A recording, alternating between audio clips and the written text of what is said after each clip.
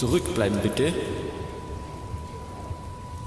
Rote Alarmleuchten und ein markerschütternder Sirenenton vermischen sie mit dem Zischen der Schiebetüren, die den gelb lackierten Sarg schließen.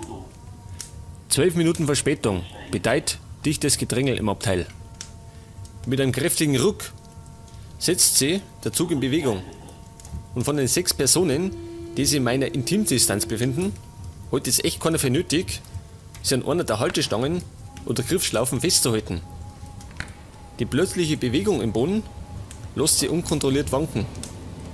Wir stoßen mit unseren durchgeschwitzten Körper schmatzend gegeneinander.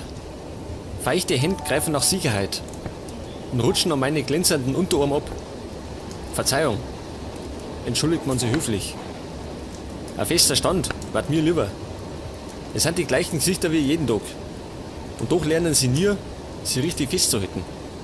Das Schwanken hört auf. Endlich.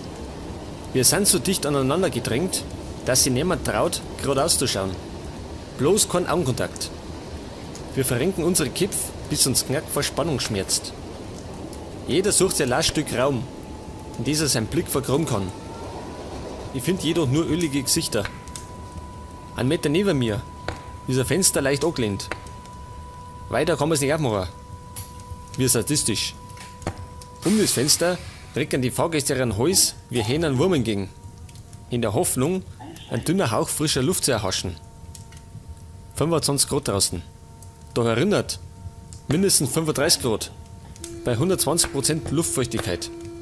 Bevor die Brise bei mir ankommt, ist die längst aufgeheizt und verbraucht. Keine Erfrischung in Sicht. Ich nehme aber tiefe Atemzüge von dem dickflüssigen Dunst, um meine aufkeimende Platzangst zu beruhigen. Irgendwo leitet der iPhone. Ich seh's nicht. Aber ich höre den nervtötenden Klingelton. Keiner nimmt ab. Es klingelt weiter. Bohrend. Wie ein tropfender Wasserhahn. Ein dickes Kind mit schmollen Mund spielt Gameboy auf der höchsten Lautstärken. Piepsende Kampfmusik mit elektronischen Explosionsgeräuschen treffen auf den Klingelton. Gepaart mit quietschenden Radl, die über stumpfe Schienenlandschaft rauschen. Traumhafte Dissonanzen stechen in mein Trommifell. 3 weitere tiefe Atemzüge später kann ich den Lärm fast ertragen und lenkt mich mit meinem Umfeld ab. Die anderen sind eifrig damit beschäftigt, apathisch vor sich hin zu glotzen. Zu meiner Rechten steht ein untersetzter Mann mit schwarzem Vollbart und murmelt unverständliche Botschaften. Zack, zack, schreit er plötzlich. Dann wieder unverständliches Brabbeln. Los, Abmarsch! Alles sauber! Mit jedem Ausruf zuckt sein Körper wie bei einem Stromschlag zusammen. Ich frage mich, ob er gefährlich ist. Vielleicht schluckt er jeden Moment um sich oder schnappt nach mir.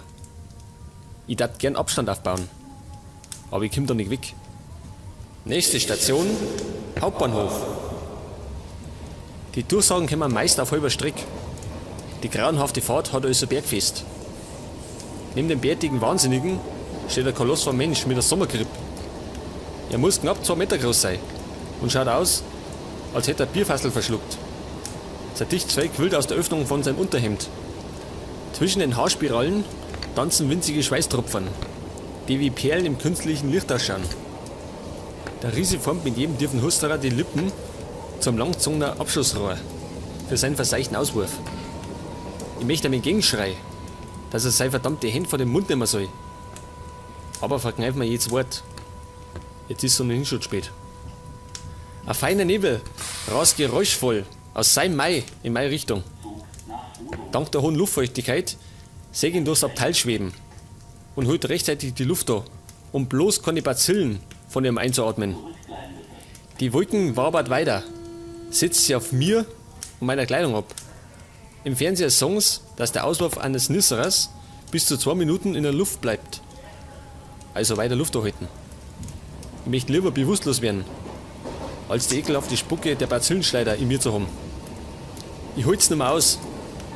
Verdammte Selbstbeherrschung. Mit kleinen flachen Atemzüge, gerade so viel wie nötig, gebe ich dem Drang meiner Lungen nach. Der nächste Hustenanfall lässt nicht auf sie warten. Und wieder holt er sinnig die Hände vors Mai. Du verdammte Drecksau.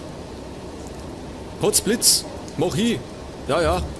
Dem Närrischen scheint, die Husterei nichts auszumachen. Ich versuche wieder den Atem anzuhalten.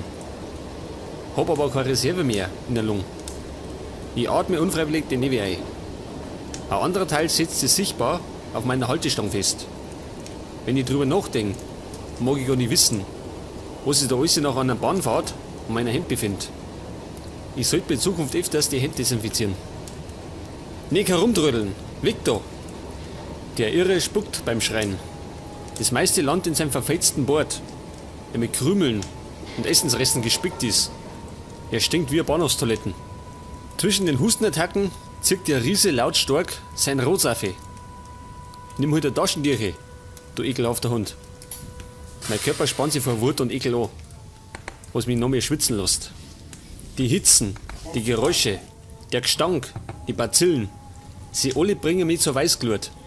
Ich ball meine Hände zu Fäusten, mach mich bereit, wie ein Berserker weit um mich zu schlagen, als die Bremsen wieder alles zum Wanken bringen. Der Zug fährt endlich in den Bahnhof ein. Als sie die Türen öffnen, kommt der Schwall kühler Frischluft in den Waggon. 2 steigen aus, 3 steigen ein. Keine Besserung in Sicht. Zurückbleiben bitte. Nur noch 16 Stationen.